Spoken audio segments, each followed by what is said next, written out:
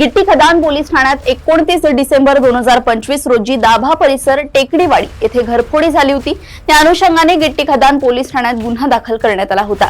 पोलिसांनी गुप्त बातमीदारांमार्फत मिळालेल्या माहितीच्या आधारे तसेच तांत्रिक तपासाद्वारे 2 आरोपींचा शोध घेण्यात आला। सोबतच यात एक विधी संघर्षग्रस्त बालकाचा समावेश असल्याचंही समोर आलंय। एकूण 2 लाखांचा मुद्देमाल हस्तगत करण्यात आलाय।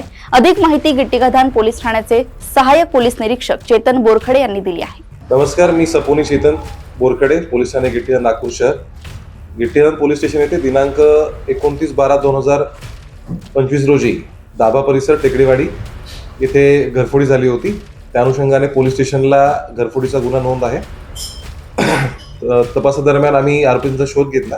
त्यामध्ये आरोपी जे निष्पन्न झाले ते आहे मन अशोक चौरे, वय 19 वर्ष, राहणार अमरनगर, आणि दुसरा आहे सिद्धांत उर्फ बाब्या वीरेंद्र गोस्वामी, हा पण राहणार आहे हिंगणा निलडोह, आणि यांच्यासोबत अजून एक अल्पवयीन मुलगा आहे। अशा तिघांनी मिळून घरफोडी केली होती। या आरोपितांना आम्ही गोपनीय माहितीच्या आधारे तांत्रिक तपासाच्या आधारे अटक केलेला आहे।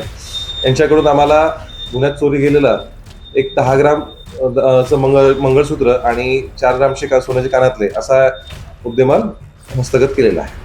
आरोपींकडून आम्ही साधारण 2 लाख रुपयाचा मुद्देमाल हस्तगत केलेला आहे, ज्यामध्ये त्यांनी एक 2 व्हीलर जी खन्हान पोलीस स्टेशनच्या हद्दीतून चोरली होती तो सुद्धा रिकव्हर केलेली आहे।